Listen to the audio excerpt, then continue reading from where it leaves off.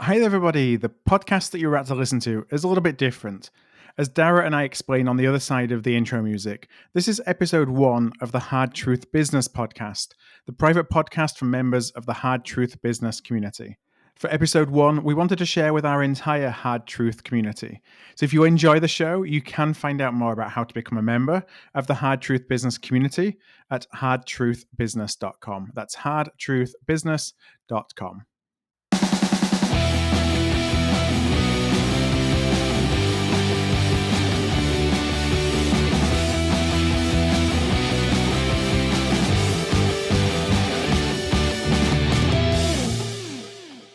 Hi there, everybody, and welcome to the Hard Truth Business podcast with me, Philip Ideson, and Darragh MacAnthony. We're both entrepreneurs. I think Darragh's been at it a little bit longer than I have, but still 5 years in for me. And I think, what are we, 25 years now, Darragh? Yeah, I think I opened my first business at, the year would have been 99, 2000. So that is 21 years ago now. Mm-hmm. So yeah, I would have been like 23, 22. So yeah, been at it now 2 decades, basically. Safe to say that you've seen a few things. Yeah, it's been fruitful. It's been fun. It's been mentally tough. Mm-hmm. There's been highs, there's been lows. There's no perfect road to success, that's for sure. And we're going to obviously get into that in the business podcast itself. Same for yourself, you know. No one ever sets out and it's just like one straight road to success. Right. And you always hear that everything you touch turns to gold. When you're on that road, sometimes you're in that zone where everything you do touch turns to gold, and then things can take a shift where everything you touch can turn to shit.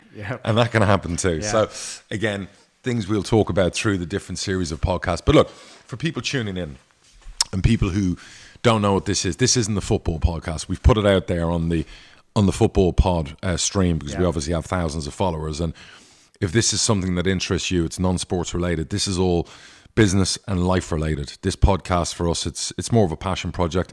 We're not going to make a lot of money from doing it. We're doing it because it's something we care about. And Phil's going to fill you in more details. You know, it's going to be a subscription-based podcast. If you like this one, you can sign up to it. It's going to be £15 a month. You're going to get a lot of stuff for that. I personally think it's too cheap. But what you're going to get is you're going to get experience from 2 different perspectives.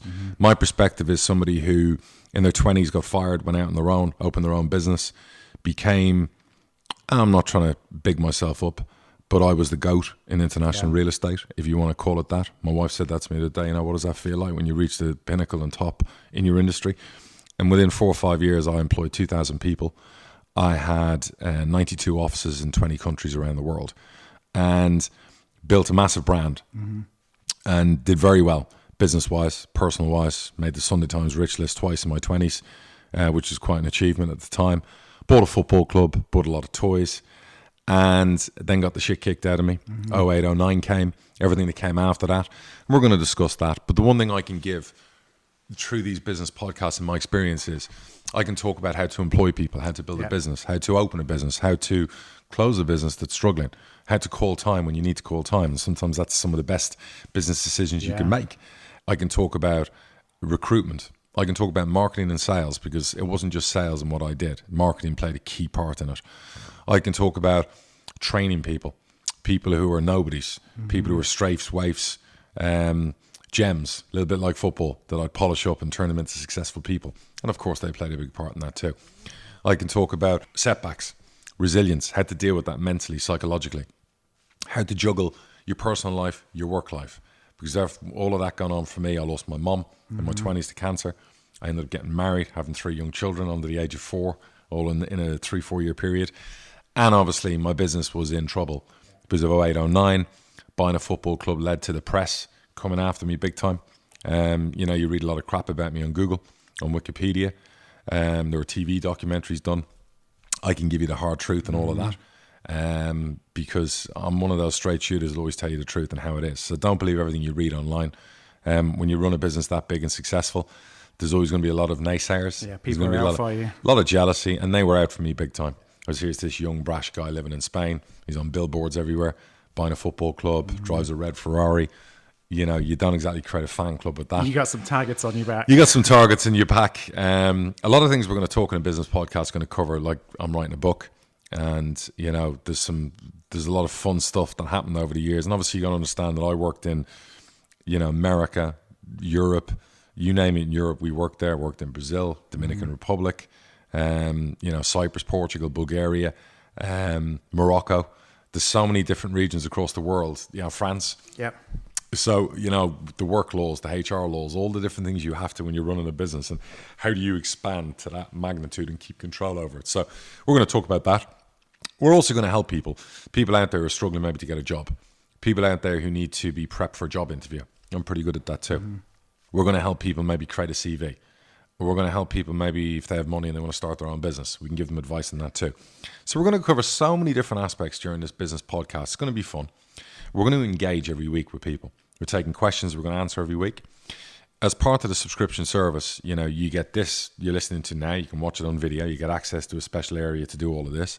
But you'll also get invited once a month to a large Zoom call with me and Phil and all the subscribers. And we'll answer a lot of questions. But once a month, we're going to have a seed pitch moment where people can pitch a business idea if they want me to invest. I've invested in, I think, 3 businesses the last 12 months since COVID struck. People I've never met. You know, that call there, I was just turning, that was one of my new business partners I'm doing business with on the e-mopeds that we're launching. One of my new businesses is called Velo, e-mopeds. So again, it gives you the opportunity for what I think for £15 is actually value for money, to help change your life, to get maybe answers to questions you don't know the answers to. Bear in mind the disclaimer is, I don't know it all. You know, you have to go into this with your eyes wide open. Just because what works for me might not work for you. So if it doesn't work for you, you can't blame me. Yeah, you're not going to tell. It's not a golden ticket. It's not a golden ticket. Everyone's different the way they are. There are people out there better than me.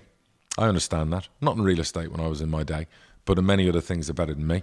You've met Elon Musk and Bill Gates and all these people and whatever. But there's always more successful people in different industries. So I never met one in real estate though. But it's been a long time since I've been in real estate, but I still have my finger on the pulse. And we'll talk about that too. We're also going to be doing basically some books from these podcasts, and you're going to get like a pretty large discount to get those books when they're printed. And down the line, when COVID's passed and human interaction is celebrated rather than criticized or ostracized, we're going to do seminars. And I'll go to the UK and I will do seminars for our members where you will come and spend a day, 2 days talking in person with me in front of an audience. And most people charge thousands for that. So think about what you're getting for £15 a month here. And that price isn't going to last because we're going to hit like a certain level and then we'll obviously charge more. So Phil will go into a few more details now on how you can register your interest, and then we're going to launch the first episode, and Phil will talk about the subjects we're going to cover. Yeah, so first of all, to actually join the membership community right now, you can go to hardtruthbusiness.com and you'll see all the details about what you get involved and included in that membership, and also how you can subscribe. So just an easy way to go and do that, hardtruthbusiness.com. And when will they be able to press the button to actually buy? So by the time this goes out, they'll be able to press the button and buy. Cool.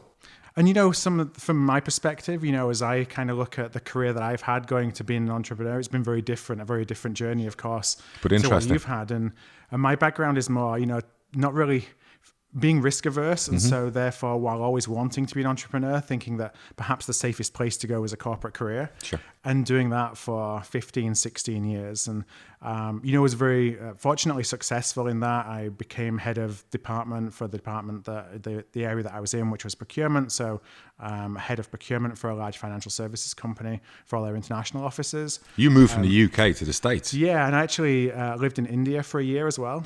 Wow. We had a team of 200 in India that back in 2007, 2008, so I was late 20s. So my late 20s, I wasn't on the Sunday Times rich list, but I was managing a couple of hundred folks and living in India. But that's trailblazing, because procurement was never a big thing. Right.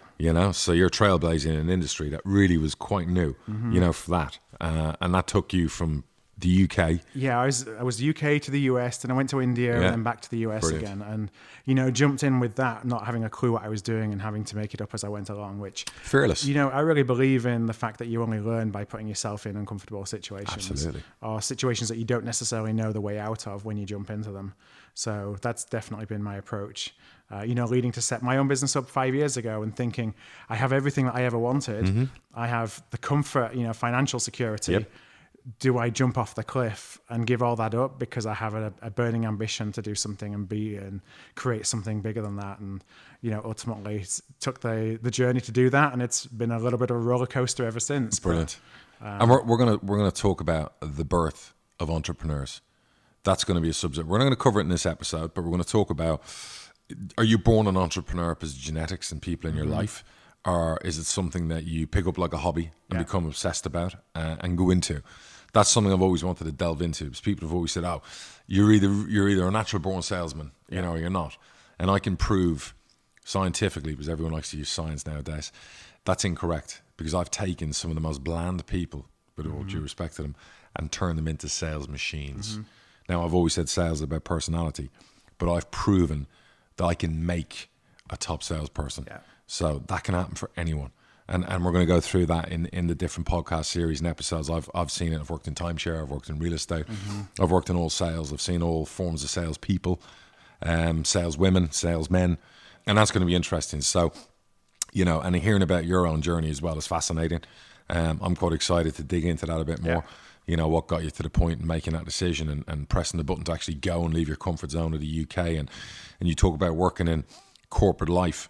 With my lack of qualifications, I didn't really have that opportunity that you did, because you probably got degrees out of your asshole, whereas me, I've got A-levels that I was lucky to get in Spain. I was one of those that never got the best results, but I got as well as I could. Yeah, you got there. I I left college after a day. So, different routes, different, ways to get there to being successful. But what it means for you out there, if you're somebody without any qualifications, there is a way.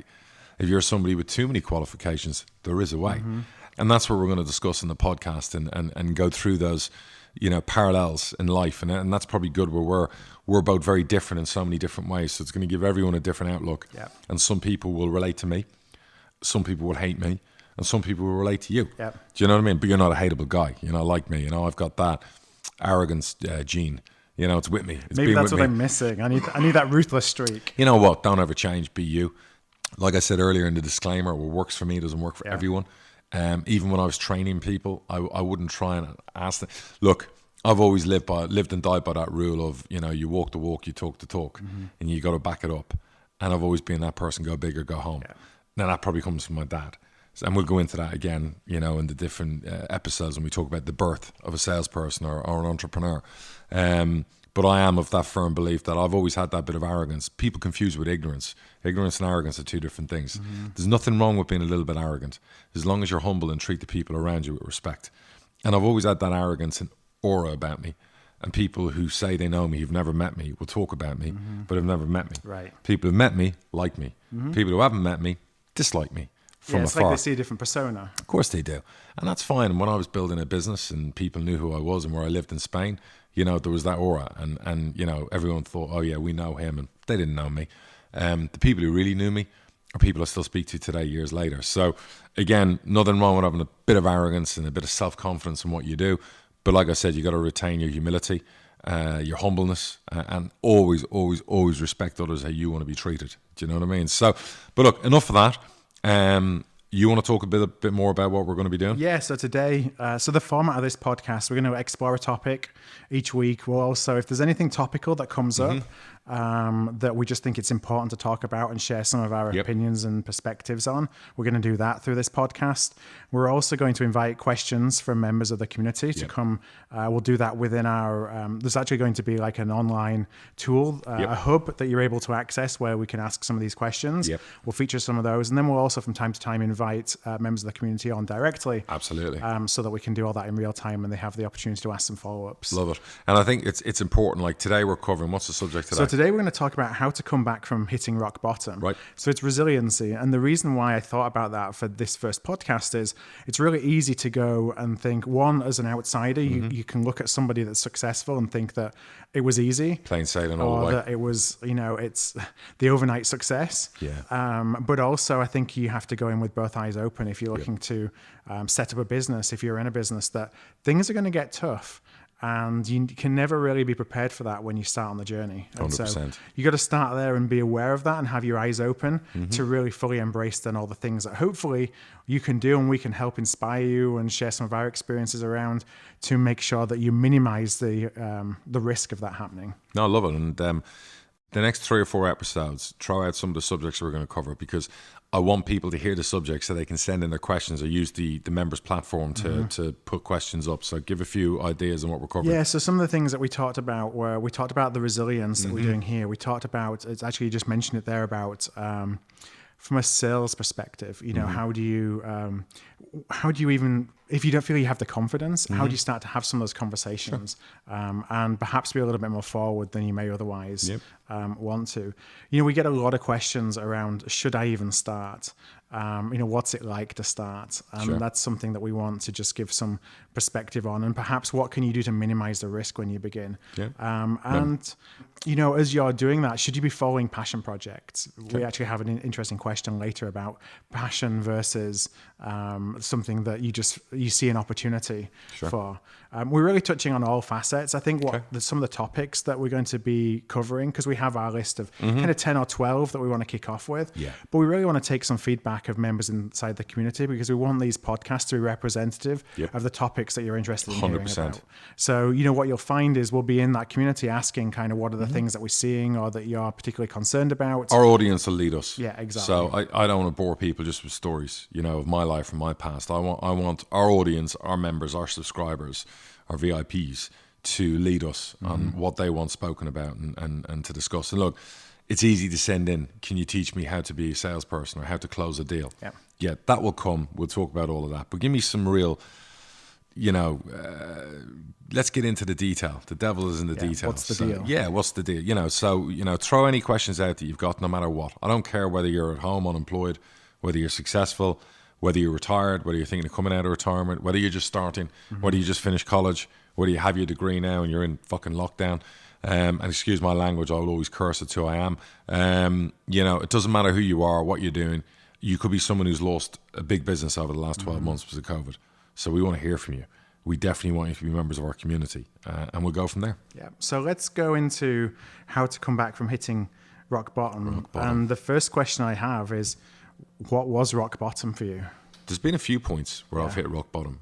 Probably the first one, and it wasn't really rock bottom. I worked, I think I was 22, 23, and I worked in a real estate company called Ocean Estates. And they were probably the premier, biggest agency in Marbella where I grew up. And they'd recruited me from timeshare. They'd heard about me. I was one of the youngest closers in timeshare on the coast. Timeshare is not as dirty as people think it is. The company I worked at, Club de Costa at the time, were the biggest in the world selling timeshares. So it was a great training ground for me. So Ocean recruited me from being in timeshare from 19 to 21, 22, straight into real estate, as overseas real estate was becoming popular in Spain. So I went and I learned off a guy called Clive Saxby, who was the sales director of Ocean Estates. And he was a great guy. I remember my first ever experience was a piggyback, it's called, where he had a client and you go piggyback and you sit, and you said to me, shut the fuck up, don't talk. You sit there for 3 days and you watch what I do. So that's all I did. And it was such an education for me. I knew how to sell, because coming from timeshare into real estate, it's easy. If you can sell timeshare, you can sell anything. So I knew. So what's the difference between selling timeshare and selling real estate? With timeshare, I'm meeting people and I have basically less than 2 hours to sell to them. I've never met you before, so now I'm sat in front of you and I've got 2-3 hours to take $5,000 off you and off your credit card. Sat on a sales deck in the middle of an apartment resort. That's timeshare. Real estate, I know you before you get here because I've got a marketing file. I know all about you. I know your income. I know your desires, your wants. There is an interest from you that you want to buy real estate in Spain, hence why you're in Marbella for 3 days looking at real estate. We know you're qualified, and timeshare is not like that. You could be sat in front of someone with not £5 in their pocket. They've come because they were offered a free meal somewhere. Correct. And in real estate, you get them for usually from a Thursday to a Sunday. They come down from England to Spain, and you're showing them all these pretty developments and resales. So if you're asking me what the difference is, it's a matter of which one. Right, big difference. Now in timeshare, and if people like statistics, I'll give you some statistics. In timeshare, a great salesperson closes 15%, which means for every 10 clients in timeshare, they get 1.5 sales out of 10. Every 10 ups, you sell 1.5 of them. When I left timeshare at 22, my ratio was 40%. Wow. The average sales time in timeshare is 4.5 hours you spend with an up. My average time to a sale with a client in timeshare was 80 minutes. So I was very quick, very good. And then I took it to real estate. Real estate was the same. It would take you 2 days out of 3 to sell to a client. My average was a day. So I knew I had something special, talent-wise. Clive, who recruited me, knew I had something special talent-wise. The problem I had was I was young, I was dumb, I was impressionable, I had loved the social life, I liked the bird, and and all the people in that office knew I was recruited as this hot young thing. So all the other sales guys in there hated me. Yeah. It was like a team of 15 of them. You're there to go and They blow up despised everything me. that they're doing. So they weren't helpful at all. So it was kind of a new kid on the block on my own. The only people who liked me were the female admin staff. So I got on really well with them in the office. And I remember Ocean used to go to England and do exhibitions every weekend. And they would always bring marketing people. The odd time they'd bring a salesperson. And I was one of the salespeople they asked to go on one of these shows. And I went away for 3 days. And no one in the history of Ocean had ever sold to a client at a show. They used to just bring clients over for weekends. Yeah.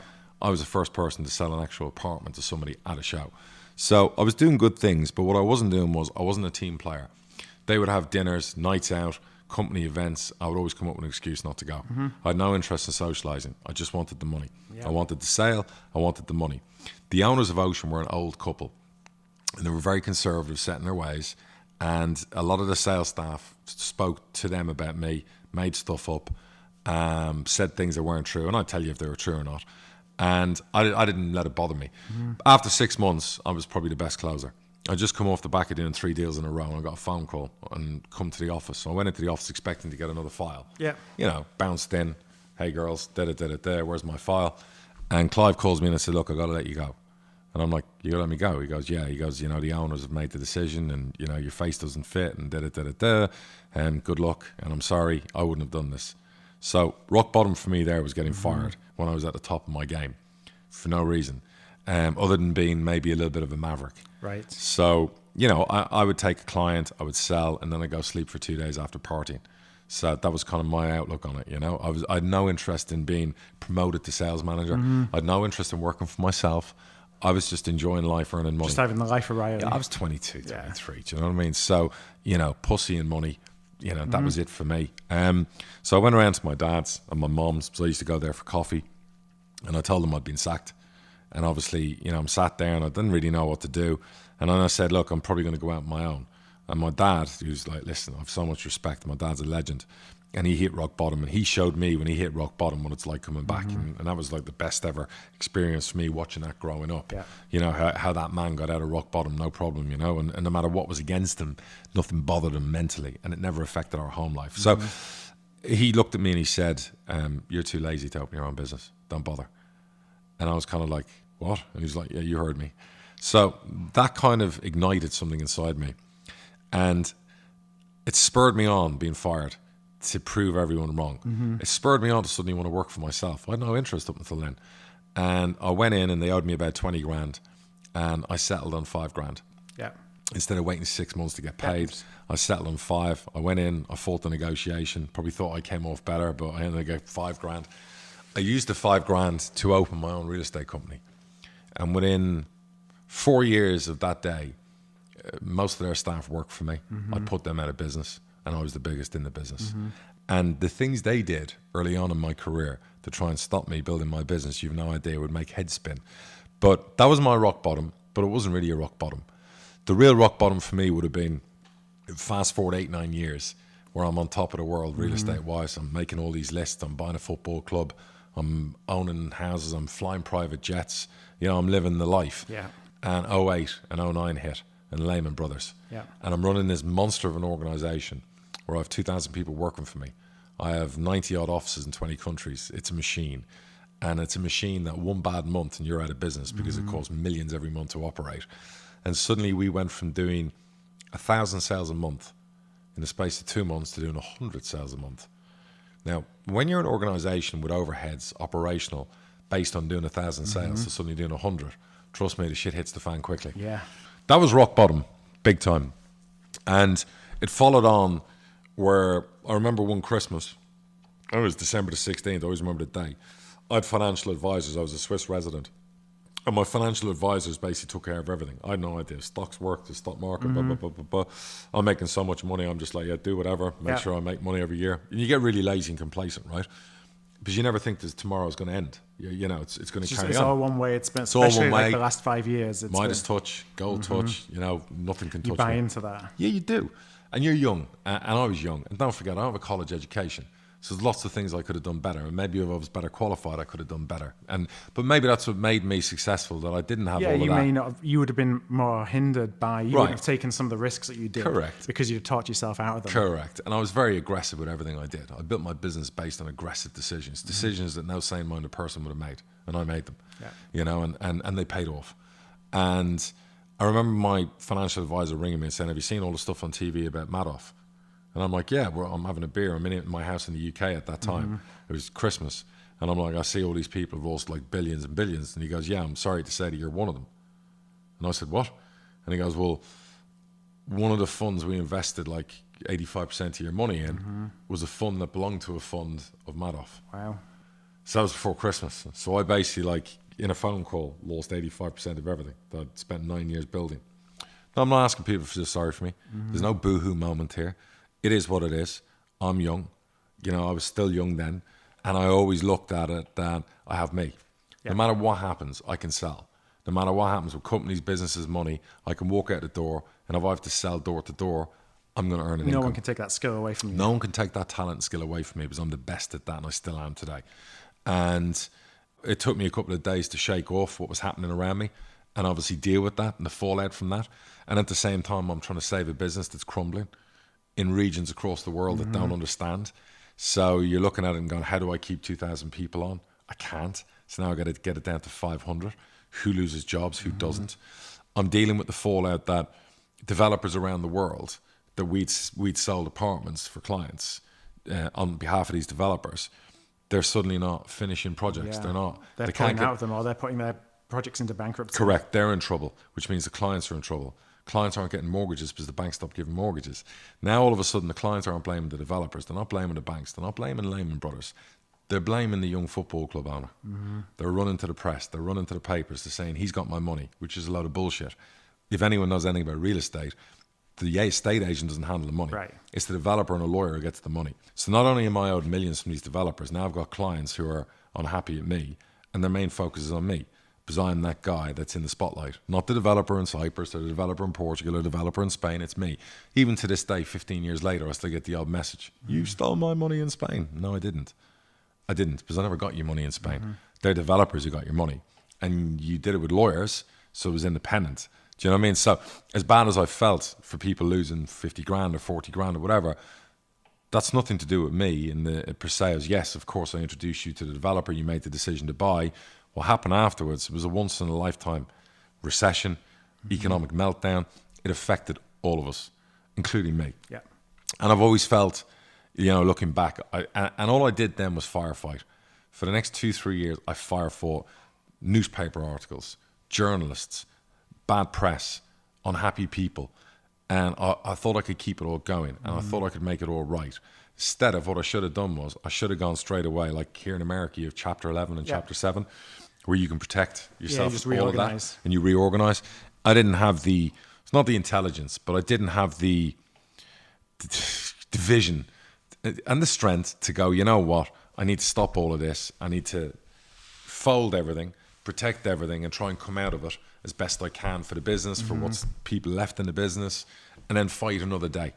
All I wanted to do is keep it all going. Right. And that's ego as well as everything else. And you think I can get through this, and we can get through this. And Phil, my biggest mistake was doing that was 4 years of firefighting to no end. I was giving clients, I was trying to do things right. I had no legal obligation to do, but I did it for them anyway. I was helping clients. I'd get a client saying, I can't pay my mortgage. I'd give them some money. I wasn't to shut them up. It was because genuinely I'm that guy who wants to help. Yeah. So I'm helping people left, right and centre. It was a shitstorm. And that was rock bottom that lasted 3-4 years.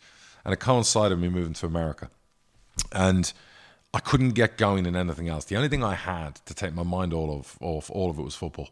I had a football club that once was costing me a fortune, that didn't really cost me because I didn't think about it, was now fucking costing me a fortune. And I was thinking about it because I'm running out of money and what's left. It meant a lot more. Yeah. I've got a lifestyle I got to sustain. I can't anymore, so I'm going to have to make sacrifices. Fine, boo-hoo. You sell a house, you do what you got to do. You mobilize, you sit down with your family and go, this lifestyle we have, that's going to change. I needed to get my kids settled in America. I'm firefighting all of these problems in Europe. It really was a fucking clusterfuck for years. And that was a rock bottom moment. So I've had a couple, But the one thing I wanted to learn from hitting rock bottom is the word learn. Is you learn from the errors, the mistakes, the reactions, the things you do. Because when everyone's under pressure, we all handle things differently. I've always thought I've handled pressure pretty well. And I've got like broad shoulders, and I take on the stresses and the pressure and mentally be strong. But you still make mistakes and you make errors because your train of thought isn't as clued in or as focused as it should be, because you're just thinking of all the worst case scenarios. And what I really found hitting rock bottom and going through a bad period was where once when I was aggressive and I made like great calls and I made great decisions, I now suddenly became indecisive. I suddenly questioned myself. I suddenly had fear. I suddenly thought, I can't do that because if that doesn't work. I was never like that in my early 20s. When I was like invincible, I give a fuck. I just do whatever. I opened 5 offices in 5 different countries in one day. I had the confidence to do it. No one else did. I did. And I put my balls on the line. When I was making decisions, I was putting everything in. It was like being at the poker table. You're going all in. I built my business. I didn't have any money for 2-3 years. I was renting a house. I was renting a car. But I had this massive business everyone thought was phenomenal. But everything I was making, I was putting back into the business, So all of a sudden, here you are years later, dealing with the recession, dealing with the firefighting, dealing with the scars from all the decisions you thought were good turning out to be bad. And then you're kind of like, it's like that, what did I say, that you're paralyzed, not in fear, but like you don't quite know what to do next. You're afraid to make the wrong decision. Right, correct. And I've never been that guy. But I went through a period for a few years where I was that guy. Yeah. And I hated myself for it. And I look back at that guy now, 7-8 years later, and go, Jesus Christ, you lost the plot for a few years there. And I've learned from that. I'm a lot more focused now. And, like I said, most people in their life will always hit rock bottom a few times. Very rarely will you meet someone where it's just been plain sailing. And if there is a guy out there, I'd love to talk to him. And the one thing I'd say to him is, or gal, it's going to happen, guys. Yeah. Prepare and be ready. Because when it does happen, trust me, you won't know what hits you. And that's my rock bottom moment of being, and I have to say through it all, having a young family helped. Having a wife that, supports you no matter what helps. Having someone like my dad is brilliant because he'd been through it. So we'd meet for coffee 3 times a week. We still do now, he's my best bud. And he'd seen it all before. And a lot of things that happened to him, forewarned, I was lucky because I made some really good decisions early on that I'd bought homes with cash instead of mortgages. So when the shit hit the fan, I wasn't overextended with everything on credit. You haven't got all leverage everywhere. No, I had assets. So no matter what, I could get myself out in a certain way. Yes, I wasn't going to be on the Sunday Times rich list anymore. Boo-hoo. I wasn't flying in private jets anymore. Boo-hoo. But my family had their health. They had a roof over their head, and I had enough that I could go and start again. So I had a football club. I had whatever, So I had ways and means. So my rock bottom wasn't as bad as a lot of other people's rock bottom, but it was pretty scary in my world. To deal with. It was a lot to deal with, and I was 29, 30, 31. It's still a young age. Do you know what I mean? So, but a lot more of what I went through, I'll put in the book. It was a lot of stories and interesting stories, and but you come through it, and I think it makes you stronger, and I think it makes you more resilient. Because we're going to speak about being resilient, and you have to be resilient in everything you do. So if you're sat at home right now listening to this, and you've lost your business this year, and you've lost your shit, and you've got very little money left, and you're worried about losing your family, it's not the end. It's the start. It's the start of your resurrection. It's the start of your comeback. Yeah, it's the start of the road back. Nothing has to be an end. Do you know what I mean? It's just, I would call it, it's the finish of a chapter. And then you move on to the next chapter. Yeah, that's a good way of looking at it. Yeah, because I was going to ask about the hardest thing is from a family perspective, and because you want to provide, and that's, you feel that's your job, and that you were able to do that, and the ego kind of comes into it as well. Absolutely. When that kind of changes overnight, or maybe it's not overnight, maybe it's something that's happened over time. Like, how from a mindset perspective, were you okay with that? Did you deal with that? And then I was like, I've always one of them guys, I come home, my wife wouldn't know what kind of day I had. And I would never ever want to bring any of that crap home to my kids. So the important thing for me was, look, my kids are in school, good. My kids live in a nice community, good. I can still do that. My wife can look at me and respect me every day. I can still do that. I can still be the person everyone fell in love with and still have some of my confidence, even though my confidence was seriously dented and knocked and fucking buried at one stage. But I would never show that to the outside world. That was really important to retain something, because if I lost that, Christ, I'd have been in a really, really bad place. But look, this isn't woe is me. I'm not telling this story for sympathy, because you make decisions, you make calls, and they put you in a situation, that's on you. You have to then get yourself out of that situation. Like I said, it's the end of a chapter. You know, I had an exhilarating first chapter. Yep. I had a horrific second chapter. You know, I moved on to chapter 3 and 4, and that's fine. You learn as you go. And, you know, there was a point in my life, in my 20s, where I thought I'd be a billionaire. And I was, you know, so convinced. I'd been offered a fortune to sell my company. Yep. I laughed, you know, and I thought I was going to be a billionaire. There was no other place I was going but being a billionaire. And that didn't quite happen. And that dream's not over. You know, I'm 44. I'm 44, yeah, I'm 45 next month. And I still feel, it took me a few years to get back in that train of thought. I thought I was done. And then I was like, when I got to Florida and I was firefighting, I pretty much retired. I was done. Like, I haven't been in real estate since 2008, since all the shit hit the fan. And, you know, my family still do bits and pieces. You know, I'll still buy the odd property, but I've never been in proper real estate like before. And I did it so well. And I could do it tomorrow. But I never had a massive passion for it. As good as I was at it, and I was the best at it, it wasn't a big passion of mine. So the idea of me having to go out and sell a house tomorrow was like... It's not something that you get up excited about. It made me about. nauseous, but I could do it. I could do it like that. Do you know what I mean? So, and I see these people who sell real estate, and I see the way they operate, and sometimes I smirk and I laugh, you know. But the point is that all of these things that happened, they're good experiences. Whether they were bad or not, they're good experiences to have. And all I say is I hope I've been through my fair share of rock bottom. And, you know, touch wood, there's no more rock bottom. But unfortunately for everyone in life, there is some form of rock bottom. Well, they say, I read a statistic, I think earlier in the week, that said that the average age of a successful business owner at starting a new business is 45. Oh, wow. So it's really interesting that we look at it as being something that, so when you say, you know, when that dream of getting the billions is still there, sure, you know, you're under the age of where the average successful business I love starts. it. Listen, you're inspiring me. So you inspire me. Yeah. But to be honest with you, I want to be done at 50. Yeah. So for me, you know, my goal originally was, yes, to be a billionaire, but I wanted to be retired by 30. Now, pretty much because of what happened in 08 and 09, I was retired by 30, but it wasn't that I wanted to retire. Not the way you thought you were going to be. I was just pushed into retirement for a while, you know, and, you know, I look at it now and I go, all I want now is children change everything. When I didn't have children, I was ruthless, I was fearless. It was everything. Now with my children, it changes you. I think it softens you. You know, when you're hardcore and you do things. Now with your kids and whatever, you're not as aggressive. You're not as brave would be the right word describing it. And whether it's a good thing or a bad thing, I don't regret it. Maybe you're thinking about legacy when you're children. I just, you know, I love my kids and I wouldn't risk everything now like I did 15 years ago. Probably because I think of my kids. And it's not that I want my kids to have what I have, because I've always said I want to spend it with my wife. They can earn their own fucking money. Do you know what I mean? So I want them to have the best in life. I want them to have a good education. I want them to have good teeth. I want them to have happiness. I want them to learn to work hard. I know they have everything. I know people who go, but your kids, you know, they fly first class, they do this. Yeah, you're absolutely right. And I'll never apologize for that. I'm giving them the best I can. And I hope I create 3 great people who then go out in the world and do the same and do it right and do it humbly. And, you know, create their own families and bring their own people up that way. I see too many people nowadays that bring up woke kids. You know, I'm not bringing up woke children.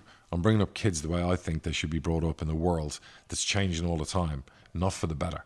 And I want my kids to be part of that generation that sets the balance back. Because right now, it's frightening seeing the generation coming through right now. So if my 3 can make a difference, along with other people's kids, great. If I bring up 3 hardcore, red-blooded capitalists, great. Do you know what I mean? Now, if 2 of them turn out to be that way and one of them turns out to be a starving artist, I have no problem with that. As long as they're happy. You know, so kids change everything. And, you know, I look back and my kids have no idea, you know, of like the business I had. And because they weren't around, they were too young, they were babies, you know, whatever. And sometimes my wife will tell them and it'll blow their mind. Sometimes they'll go on Google. Sometimes they'll find good stuff and shit stuff on Google. But I've prepped them for that. I've told them. You know, the world's a big bad place. There's a lot of naysayers. There's a lot of trolls. There's a lot of fucking idiots out there. Don't believe everything you read. You know, there's 3 sides to the story. You know, there's his, hers, there's the truth, right? That's what they always say.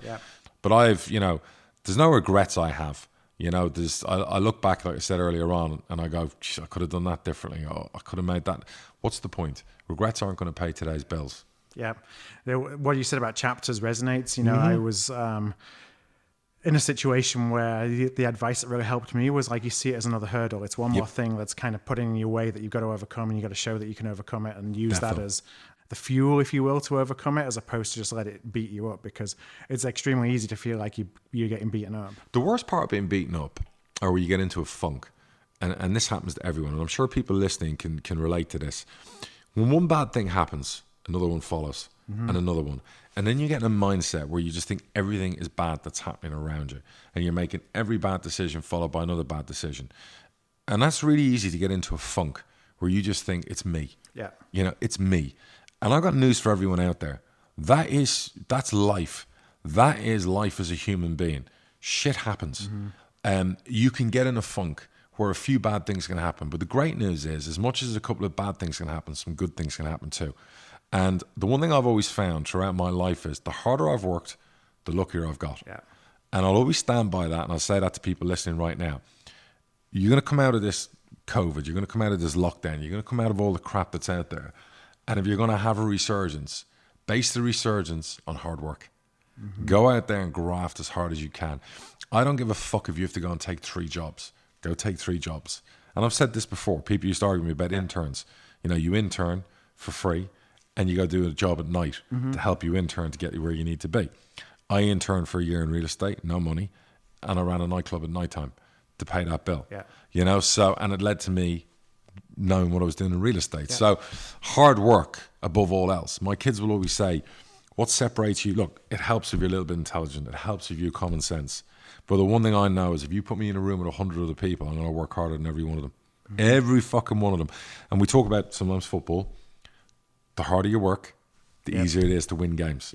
It's the same in life. It's the same in business. It's the same in a marriage.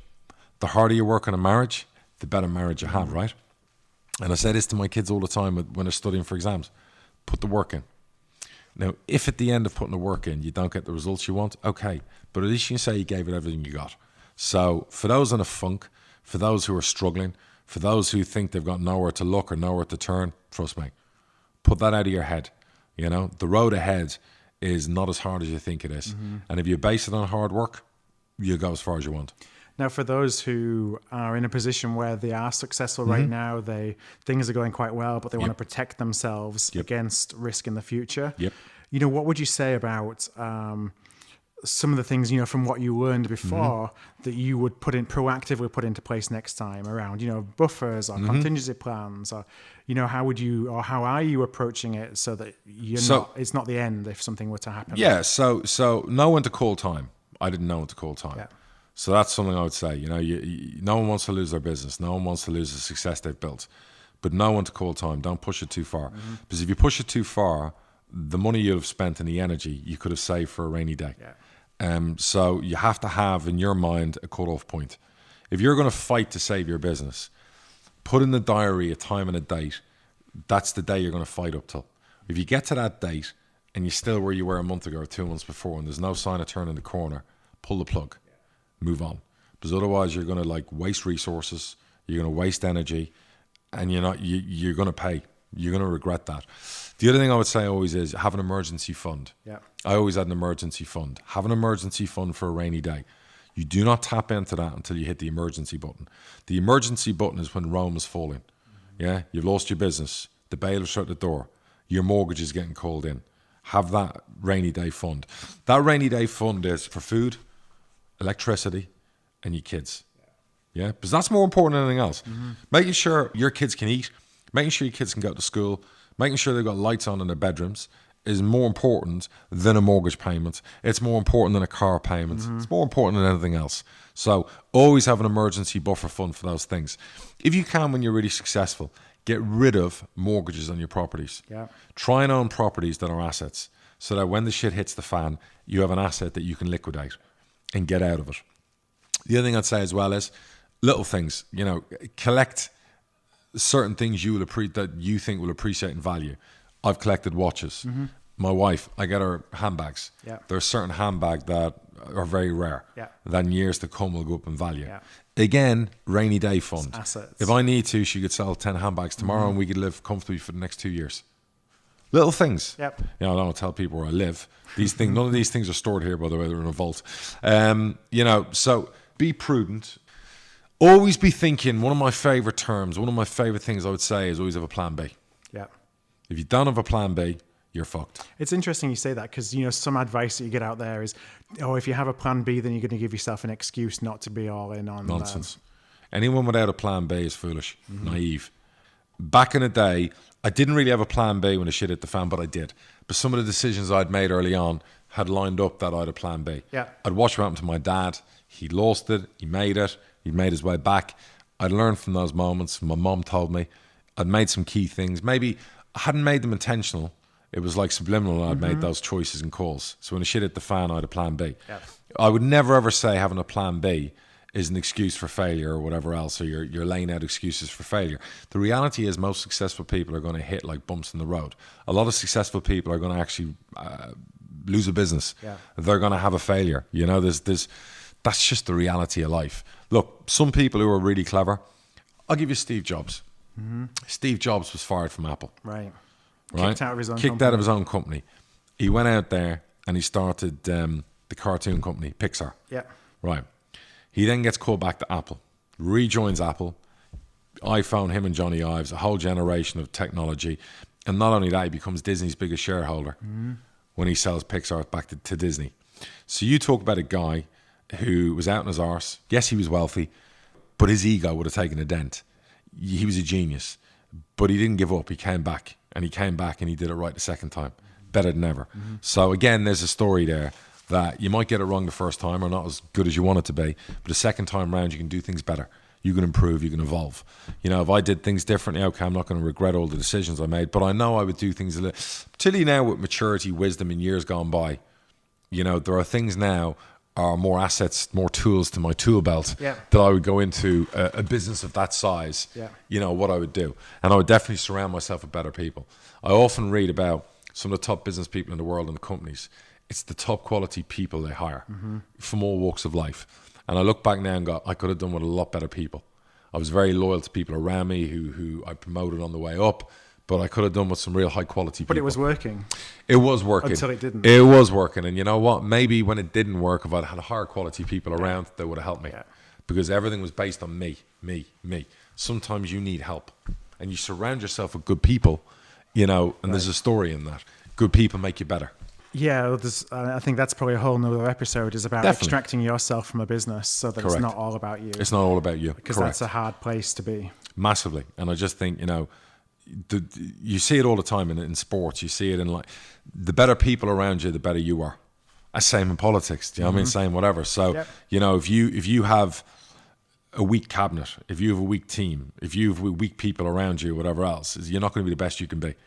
I need to be challenged. Yeah. So I need people around me who are strong-minded, people full of ideas. Yeah. Somebody to tell you that 100%. This is wrong. Look, that's a shit idea. Okay, take it on board. I'm still doing it. Yep. Doesn't matter. I've heard you. So you need strong people around you. So if you're out there and you're looking to have business partners or you're looking to do whatever else, make sure you surround yourself with good, strong people. All right. Well, I think that's some great advice on resiliency. And again, I wanted to bring that up as a topic because it's going to happen to all of us. And it's about how you react and respond. And definitely. In those times, it can feel like it's not worth it. And that the world is kind of falling down on you. Phil, I had a friend of mine years ago, and he had a successful business in Ireland, and the shit hit the fan, and he took his life. Yeah. He shot himself, and his wife found him. Because he could see no way out. Yeah. And my message to people out there, and thankfully I've never gone to those lengths no matter what kind of pressure I was under, but if you're mentally under that kind of pressure, the first thing you do is always ask for help. The first thing you do is don't hold that in. Talk to me. Yeah. Email me. Zoom with me. I don't want anyone ever feeling that the value of their life is worth more dead than alive, because that's incorrect. No matter what, unless you've murdered someone, unless you've done something you can't come back from, a business collapsing, failing, letting people down around you, it doesn't matter. All right? Nobody's died, one hopes, and there is a way back. Like you say, it's just the end of one chapter. Correct. So again, that's a message for people out there who maybe aren't mentally in a great place. We do have one question that we got actually to the football podcast that we held over for the business podcast. And we alluded to it a little bit actually at the beginning. It's from Alex Ramsden. And Alex asks, if you are starting or developing a business, how important is it to be passionate and really enjoy what you do rather than just following the money, so to speak? Passion plays a big part in everything. How you are as a partner, how you make love, how you support your football team or your sports team, how you go to work every day. And I think, do you know what comes with passion? Success. Like, I didn't love real estate, but I was so damn good at it, so I was passionate about it. You were passionate about the results. I was, because I found something I'm really good at. Yeah. And when you're really good at something, you can be passionate about it. You might not love it, but you definitely No, but if you're winning every day, absolutely, then you will keep on coming it's back a drug. for more. Right? It's a drug.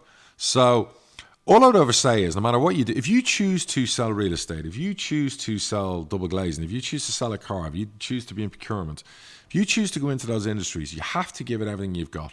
I hate people who do things half-arsed and half-measured. I have no time for that.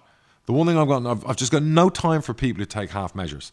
So, like I've always said to you, go big, go home. Yeah. So you're in procurement. That's what you want to do. You and your wife have moved to Florida from California. Well, you know what? You got to work 15 hours a day to make that work. So you've got to give it everything. If you want to call that passion, call it passion. It's the same. I make love to my wife. I give it everything I've got. Do you know what I mean? I don't do things in half measures. Lucky girl.